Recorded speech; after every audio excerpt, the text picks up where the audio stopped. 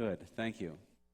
And I want to begin by asking a question. It's always very Jewish to ask a question, you know. Now, you can answer the question with a question. That's even more Jewish, but I prefer that you actually think about this. What is today's date? Does anybody know what today's date is? Do I hear anything? Okay, so I hear mumbles, but I'm not sure I hear anything. Maybe it's my hearing. I don't know. It's bad. Today's date is the 27th of Iyar on the Hebrew calendar, of course. This is the Hebrew month of Iyar. Today's the 27th. Tomorrow, which begins at sundown tonight, will be the 28th of Iyar. And that's when the official date for this celebration begins, 28th of Iyar. That's when Israel celebrates it. And they call it Yom Yerushalayim. It means literally Yom is day. Yerushalayim is obviously Jerusalem. So it's the day of Jerusalem or Jerusalem Day. Okay, that's a great reason to celebrate, right? But why do we celebrate at all? And why do we celebrate on the 28th of Iyar? We need to know the answer to that question, because if we're going to have a celebration, we don't want to do it out of context. We want to understand why we're doing it, why we're actually celebrating this particular. You know, if you've been to this congregation, you know that our congregation observes and celebrates the Moadim, the appointed times of Leviticus chapter 23 that are talked about, including the Shabbat, right? So there are 7, including the Shabbat, is 8 times mentioned in the Tanakh about things that God has called us specifically to remember and to observe. But there are many other things on the Jewish calendar that our congregation celebrates or observes. One of them, of course, right after, we just had Pesach, and after that, it's just not very many days until you get to Yom HaShoah, which is the memorial of the Holocaust, remembering that. And then we come to other dates of other events, and one of them is Yom Yerushalayim. But we still don't know why that date was chosen. So I want to share with you some of the history you've heard already here, but I want to just highlight some other points. One of them is that we go back to the beginning in the year 37 before the Common Era, which is the way it's referred to in the Jewish community, BCE. The Romans conquered Judea. They came from far away, Rome, and they took over a lot of places, including Judea. And they appointed somebody named Herod, who was an Idumean, that is a half Jew and half non-Jew. And he was appointed, they made him king of Judea. Then, almost 100 years later, there was a revolt against Rome, and that began in 66 CE, and it was the Romans came to suppress that revolt. A Roman army led by somebody named Titus, who later became an emperor of Rome, and he came and he destroyed Jerusalem. Not only did he destroy Jerusalem, but he 4 years after the revolt began, he actually destroyed what we know to be the second temple in Jerusalem, and of course carried away the religious articles that were in the temple, and who knows how many other things they took away. But so that revolt was put down. That was the first revolt against Rome. But the second revolt against Rome occurred in 132, began in 132, led by someone who called himself Bar Kokhba. And that was another revolt against Rome. And 3 years later, the Romans finally crushed the revolt. They killed 580,000 Jewish people in the process. They did some other things. Judea, Galilee, and Samaria were renamed, catch this word, Syria Palestina. Sounds like something you've been hearing more of lately, huh? They renamed it that. And they renamed Jerusalem Aelia Capitolina after the leaders in Rome. It was no longer Jerusalem. They changed the name of it. Not only did they change the name of it, so if they had insult to injury, Jews were forbidden to enter the city. And I don't know where you want to exactly define the beginning of this, but so began really the diaspora. The Jewish people were no longer allowed in their own land. 1800 years, a little over 1800 years later, World Wars come and go. World War II actually ends 1810 years after that, depending on where you measure it from. As we know, and you should remember, 1947, the UN vote, Israel is partitioned into the Arab and Jewish states. Now, I want to share a map with you of the partition plan, just to show you how it worked. 1947. This is Israel. The yellow areas are the Arab state, and the orange are the Jewish portions. Now, what's not evident in this map is, can you see Beersheba in the kind of the middle south? Just below Beersheba is the Negev. The Negev is desert. 50% of the land given to Israel was desert. It looked like a pretty good deal at first, but when you stop and see what they actually got, 50% of it was desert. Thank you very much, the United Nations. Here's a close-up of the area. And, of course, you can see in the close-up where Jerusalem is in that little white area, that little island of white that's mentioned. It's the place where no Jewish people can get to. You notice that? It's in the middle of an Arab. The yellow area is all Arab. And then in the middle of that is Jerusalem. That's the way they offered it to Israel, to the Jewish people. So after 1,800 years, this is what you get. There's Jerusalem and that little white island there. Well, considering how many people there were on each side, there were about estimates of that at that time in 1947 suggest there were about 700,000 Arabs and about 900,000 Jews, and they divided the land somewhat accordingly. Total land-wise, land area-wise, about 45% actually were Arab and about 55 were Jewish. So they divided the land, and the totals came out pretty close to that. But Jerusalem was declared an international city, and I don't know if you knew about this, that it was declared international for 10 years. And at the end of 10 years, the residents of Jerusalem were to cast a vote and decide which state they were going to join, whether it be an Arab state or the Jewish state. That was the plan. The Jewish people agreed. That was the best deal they could get. And of course, as you know, the Arabs completely rejected the whole thing. They wanted nothing to do with anything, giving a square inch to the Jewish people. And in May, not long after that vote, in the early part of the next year, in May 14th, 1948, David Ben-Gurion, David's son of the lion, comes in and announces the state of Israel. Of course, that didn't sit well with the Arabs. And immediately, 5 Arab nations promised to drive the Jews into the sea.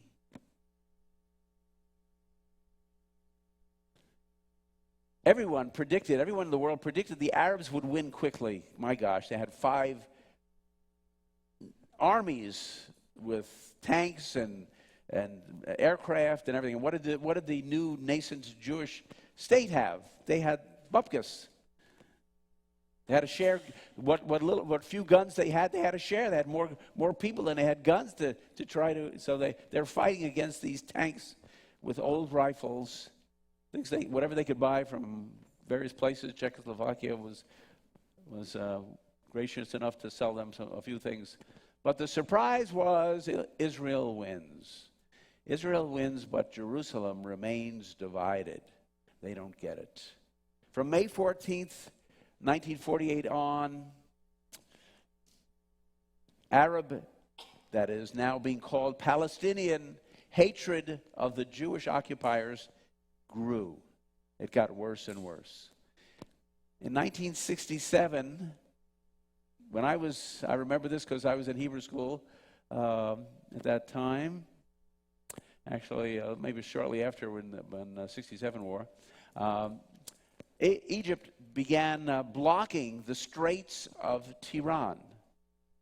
Let me show you another map so you know what I'm talking about here. Here's a map of the area. I don't know how well you can see that. How well does it show up? Can you see that? See the blue area in the middle? Okay, this Africa is on the left. That whole left-hand corner is Africa. And then on up there is Israel. At the very top, you can see Israel is that little tiny segment of land up there. And we have Egypt right across the river, and then Saudi Arabia is over there. We have the Persian Gulf, to give you context. The Persian Gulf is off to the east, the Arabian Sea down in the south. And as you're now working your way up towards the southern part of Israel, you go through something called the Red Sea. And the area of concern is up here at the very southern tip of Israel, because there's that's where the Straits of Tiran is. Actually extends below where Israel is. Let me zoom up to that area so you can see a little bit better. Here's a close-up of that little rectangle that I showed you. And you can see the Sinai Peninsula, which is marked out, and the Saudi Arabia. Israel is up in the northern part of this. And there's a little city called Eilat, which is the very tip, the southern tip of Israel. On the left is the Gulf of Suez on the west, and the Red Sea at the bottom. The Gulf of Aqaba is the connection to go from the Eilat down to the Red Sea and out to the rest of the world. There is where the blockade was placed, right at the entrance to the Gulf of Aqaba, which meant that no shipping was allowed up and down there if it was headed for Israel in certain kinds of things. For example, oil. Oil was a big commodity that Israel needed. They were trying to rebuild and build the Negev, make something out of the desert area, and they were denied the opportunity to even have shipping of oil into southern Israel. So that, I don't know if you that was akin, blockading that was akin to declaring war on Israel. This was the blockade by Egypt in 1967. Now, at that time, there was a coalition of Arab nations that was led by Gamal Abdel Nasser, you may remember, and he threatened, of course, now, we're talking 20 years or so, 19 years after the formation of the state, they are bound and determined to get this nasty Israel off the map, and they are now threatening to annihilate Israel. And Egypt brought Jordan and Syria in on the threat against Israel. Israel observed armies from these countries, Egypt, Jordan, and Syria, amassing on their borders. Now, you can either wait for them to invade or just hope that they don't. A few weeks after this began, things are getting worse and worse. The armies are growing on the border. Israel is getting more and more nervous. Finally, on Sunday, June 4th, 1967, the Israeli intelligentsia, military intelligentsia, concludes that war is about to begin. About to begin. Now, this is what happened next. One more time. This is a short video I want you to see as you hear what actually went on. So listen carefully. Some of the audio is a little bit hard to hear, but give it your best shot. On June 4th, 1967, the infant state of Israel found itself on the brink of annihilation. Israelis still lived with the agonizing memory of the Holocaust. Now the Arab nations surrounding Israel vowed to make the blue Mediterranean run red with the blood of Jews. We were thinking in terms of the Israelis are going to be thrown to the water. On the morning of June 5th, 1967, Eitan Ben Eliyahu flew one of the first missions against Egyptian airfields in the Sinai. This is the matter of life and death. This is the matter of Israel is going to be destroyed. People were in panic.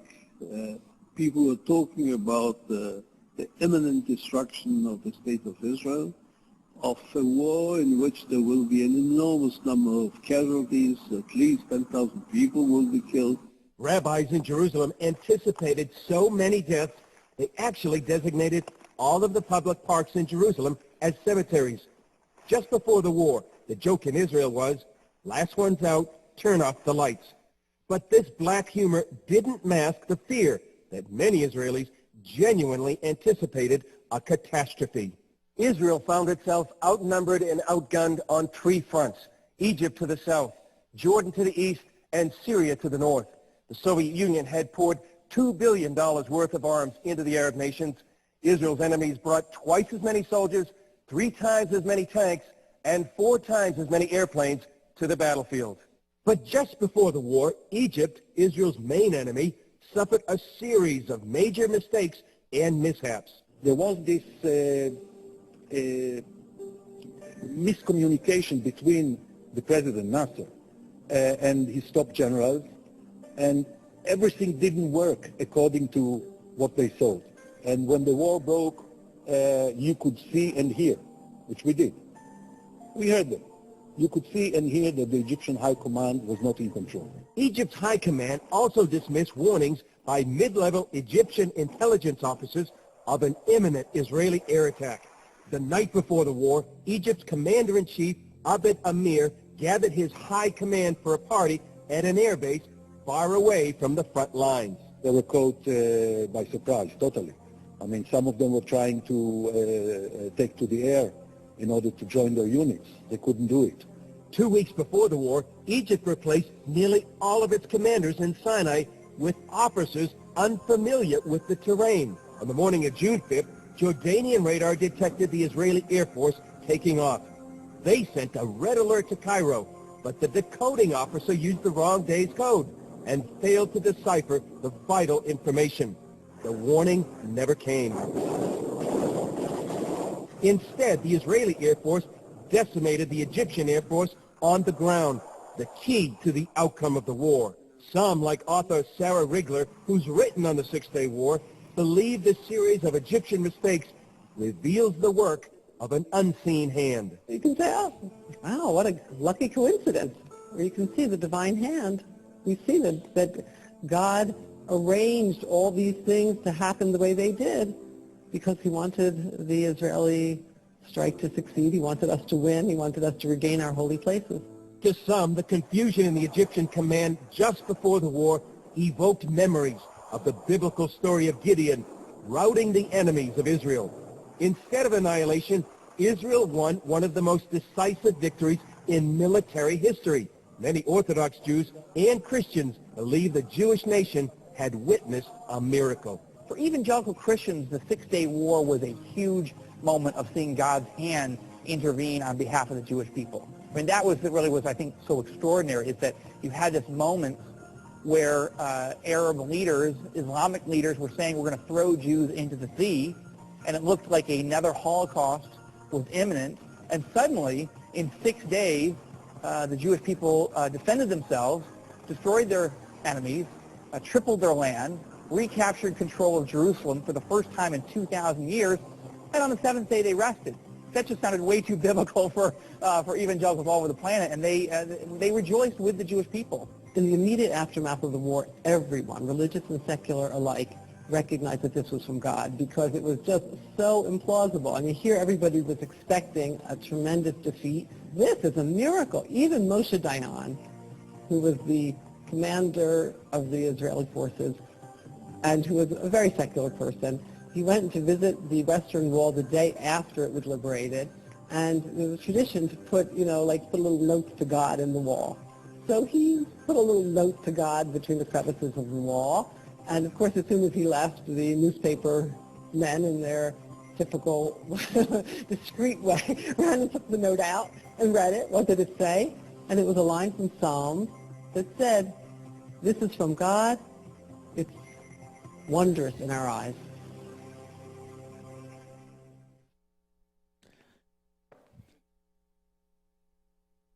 That was a note written by Moshe Dayan as he came to the wall after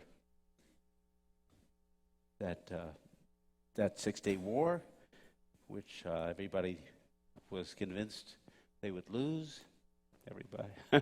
Everybody except the one who counted. That's what God said.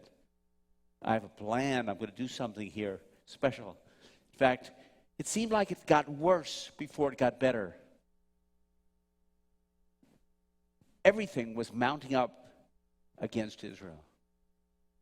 People running out of, they didn't know where to run. Where are you going to run? Well, you get out of the cities because they're probably going to bomb the cities. So it was looking very, very bad. And it became a shock to the rest of the world. And we know it now as the Six-Day War, which was, by the way, a name that was assigned to it by Yitzhak Rabin after the war. He noted that it seemed like that's what it was. And it stuck. But today's celebration of Jerusalem Day is actually hidden amongst the days of this Six-Day War. We don't even think about it. You know, we learn about Jerusalem Day and Israel celebrates, but that happened in the midst of a war that they gained that control. Israel, this is interesting to know, Israel never planned to recapture Jerusalem in that war. That was not their goal at all. You would have thought, well, here's an opportunity, right? Well, they were worried about being destroyed. It was under the control of Jordan, East Jerusalem was. And Israel actually pleaded with Jordan before the war. They said, please do not join in the upcoming attacks. We have enough. We have Syria and Egypt and whatever our helpers they get to join against us, but please don't come and attack us, because if you do that, we're going to be having to respond. But once the fighting broke out, Jordan made the final decision that it was committed to the agreements it had made with Egypt and Syria to defend them. And so they entered the fight, Jordan did. Israel had no choice. They had to respond to the attacks from Jordan. That was the defense. They were firing at them and trying to move westward. So the Israelis, having had that early successes about destroying the Egyptian planes on the ground, that was just the most amazing moment. That they did that just moments, literally hours before the attack would have come. All the things that God did to cause that attack to fail by Egypt. Did you catch that little part about the fact that warnings were sent by Jordan to Egypt, but the warnings were received by the Egyptian radio operator who used the wrong day's translator for the message, and he couldn't interpret it because he had the wrong translator. You know what letter means what letter, and to put the message together. He was off by 1 day, so it was gibberish. He didn't know what it said. The message was saying, Israel just took off. They're going to come in at you right now. You better get your planes up there. No message. Just a coincidence that he got it wrong that one moment, right? Yeah. As the Israeli soldiers responding to the weapon firing coming from the east pushed east and coming from the west, as they pushed east into the areas controlled by Jordan, they were surprised to find very little resistance coming from what was the West Bank. Soon as they pushed further and further east, the western wall, the Kotel, was within reach. But you know what? This is a little interesting. They didn't know how to get there. If you've ever been in Jerusalem, you know that what it's like in the East Jerusalem. I mean, it's a spaghetti. of streets. It is a mess. If you don't know your way around, even if you do know your way around, you could lose your way there. And here are these Israeli soldiers. They had no maps, really, to know what streets they were on or where they were trying to go. But they knew it was around there somewhere. I think they actually asked some Arabs, where is the Western Wall? And well, you go down the street, you make a right, and then you look for a lady, and then you turn left. And on June 7th, the 28th of Iyar, the Jordanian soldiers, fearing for their lives, Israelis are coming, they fled from East Jerusalem. God put the fear in their heart. Then, on that morning, as the Israelis moved further and further east, we had this just amazing moment in history. Lieutenant General Mordecai Gur, his picture you see there, radioed back to headquarters these now famous words. Har habayit biyadenu. Har habayit biyadenu, he repeated. What does that mean? The Temple Mount is in our hands. This is the first time in almost 2,000 years that the Jews are in control of the Temple Mount. They weren't even trying to do it. It's as if you really stop and think about it, it's as if the Jewish people didn't know that they should be doing that. God said, get in there and take that.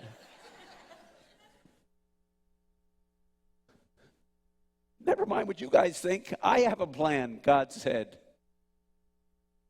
And these words, and by the way, I have a recording. I couldn't bring it because of other issues, but I have a recording of those words that came across the radio of Lieutenant General Mordecai Gur saying those words. Har habayit biyadenu. Har habayit biyadenu. Repeated it twice. The Temple Mount is in our hands. By the June 10th, Egypt, Jordan, and Syria had been defeated. They quit. They asked for a ceasefire. And Israel had reached their main goal, which was to stop the invasion. That was Israel's goal. But you know what?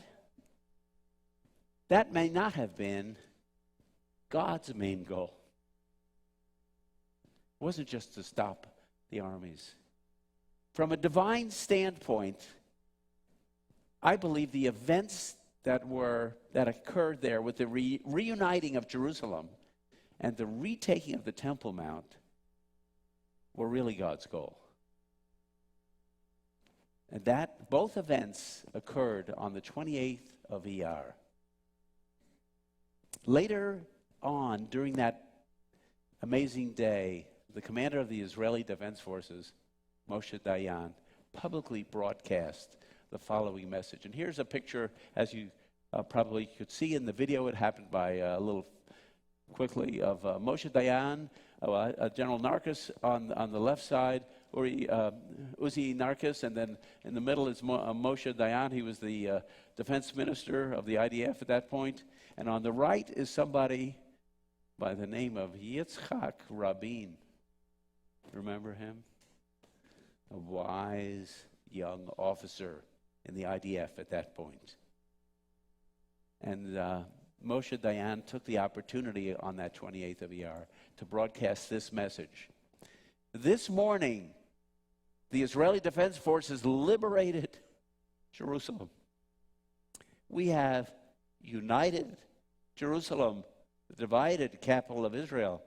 We have returned to the holiest of our holy places, never to part from it again. He forgot to mention it was by accident. To our Arab neighbors, we extend also at this hour, and with added emphasis at this hour, our hand in peace. And to our Christian and Muslim fellow citizens, we solemnly promise full religious freedom and rights. We did not come to Jerusalem for the sake of other people's holy places and not to interfere with the adherents of others' faiths, but to safeguard its entirety. They didn't come, he was saying, to take over these religious places, but to make sure that they're preserved. Then he added this, and to live there together with others in unity.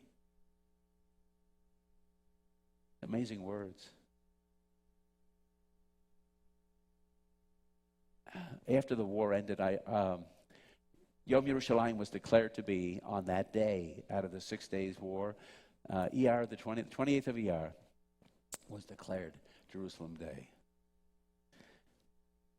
It's the day that we call Yom Yerushalayim, but I say, in my opinion about this, as I watch and see how God worked, this day would not have been a celebration had not God's gift of wisdom been given to a few Israeli leaders. See, these are leaders who had their eyes open. They were watching what was going on around them, the gathering of the armies on their borders, the massing of troops behind them. And they took action at just the right time. How'd that happen? Who was behind that? You know what? I close with this thought. They had wisdom. Wisdom takes many forms. But I offer this as something to consider. When it comes to wisdom, this is wisdom. Do all that you can and trust God to do all that you can't. I want to share with you as we close a true story. This was, it took place way back in 1948, after the declaration by David Ben-Gurion of the formation of the new state of Israel on May 14th. One sultry Israeli evening in late May of 48, a man by the name of Eli Greenberg, a Czechoslovakian survivor of the Dachau death camp, was on a bus trying to get in to help defend Jerusalem one night when suddenly a mob of Arabs tried to stop the bus before it could get through the Jaffa Gate. Fortunately for their fellow passengers, Greenberg and 10 others who were on the bus at the time were on board were members of the Haganah, which was the predecessor of the IDF, the Israeli Defense Force. Greenberg leaped up, forced open a ventilation cover in the ceiling of the bus, and then lobbed a hand grenade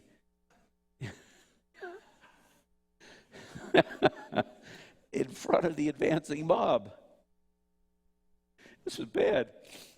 He said, open up a window. Well, I was on the top, threw out a hand grenade, and the hand grenade went off. Taking advantage of the panic that ensued, the driver pushed the gas pedal to the floor and raced through the Jaffa Gate, escaping into the windy streets of Jerusalem's old city. That night, Greenberg and some other men were assigned to guard a sandbagged corner of the roof of Jerusalem's famous Warsaw Synagogue. Here he is, a mere 30 months after an American soldier had found him lying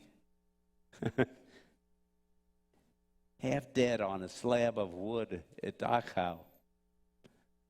Here he was, facing death once again, this time defending a country about which he knew almost nothing, but what a country that had become his country now, almost by accident.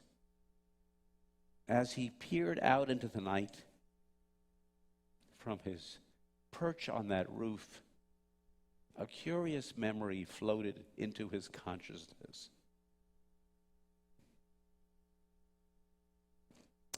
It was a biblical quotation he had learned as a child in Prague.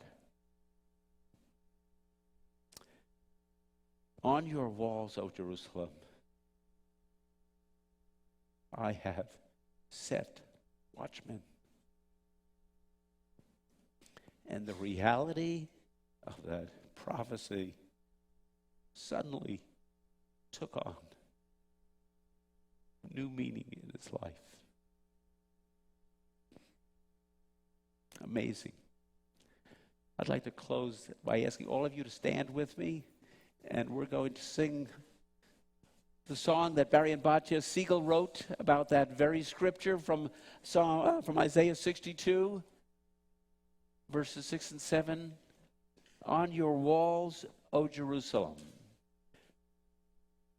Chuck's voice is not available to sing it today, so I hope it's familiar enough to you to be able to join in as we hear it played for us. Al chomotayach havkirta shomrim. That's the way it begins. On your walls I have put watchmen.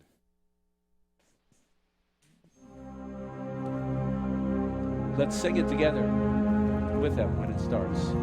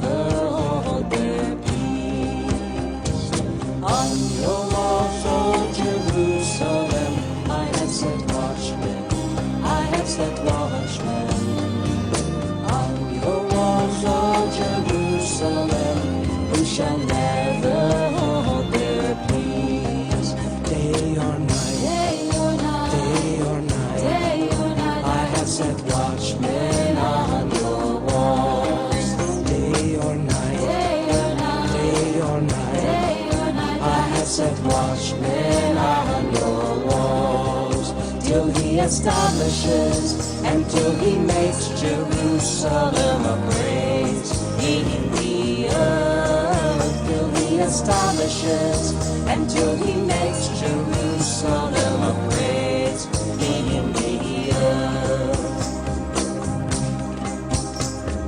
You who make mention of the Lord, do not keep silent. Do not keep silent. O Jerusalem, you shall never hold your peace. Day or night, day or night, I have set watchmen on your walls. Day or night, day or night, I have set watchmen on your walls. Till he establishes and till he makes Jerusalem a praise in the earth. Till he establishes and till he makes Jerusalem a praise in the earth. Al chomotayich, al chomotayich, al chomotayich.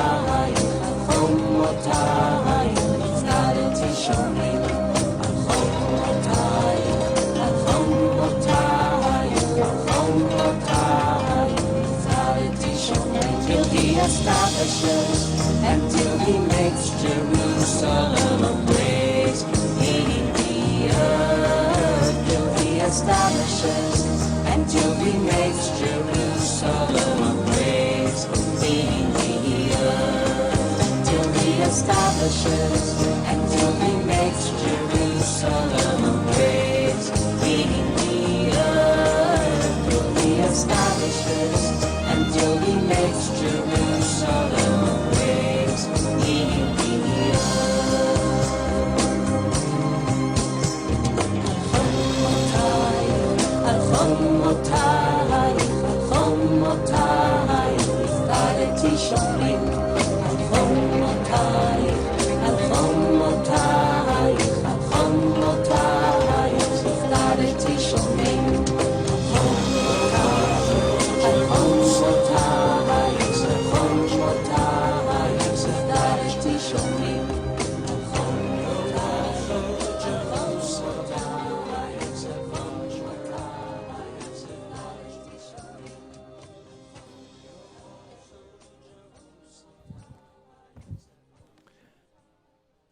It's a very touching song when you think about this elderly man from Dachau who was sitting on the roof watching over Jerusalem.